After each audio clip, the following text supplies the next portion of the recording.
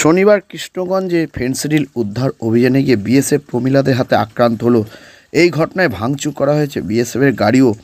এখনও পর্যন্ত মোট 10 জনের নামে কৃষ্ণগঞ্জের থানায় অভিযোগ করেছে বিএসএফ। তবে সীমান্তরক্ষী বাহিনীর উপর হামলা চালানোর ঘটনা এখনও পর্যন্ত কেউ গ্রেপ্তার হয়নি। গোটা বিষয়টি খতিয়ে দেখছে পুলিশ। কৃষ্ণগঞ্জের মথুরাপুর রিভার পাম্পে নিষিদ্ধ ফেনসিডিল মজুত রয়েছে বলে জানা যায়।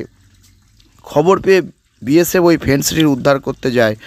সপ্তাহখানেক আগেই প্রসঙ্গত কৃষ্ণগঞ্জের মাঝদা এলাকা থেকে বাংকারের খোঁজ পেয়েছিল বিএসএফ। সেখান থেকে ৬৭,০০০ ফেনসিডিল বাজেয়াপ্ত করায় বাংলাদেশের 5-এর আগে বিএসএফ থানার হানায় সমস্ত ছক বানচাল হয়ে যায়। এরেস্ট কাটতে না কাটতে বিএসএফের কাছে গোপন সূত্রে খবর আসে পাচারের জন্য মথুরাপুর এলাকায় রিভার পাম্পের ভিতর প্রচুর ফেনসিডিল মজুত রয়েছে। এরপরে বিএসএফ জওয়ানরা অভিযান চালায়। মহিলা জওয়ানরা ঝাঁপিয়ে পড়েন, তাদের পিছনে থাকে স্থানীয় দুষ্কৃতীরা।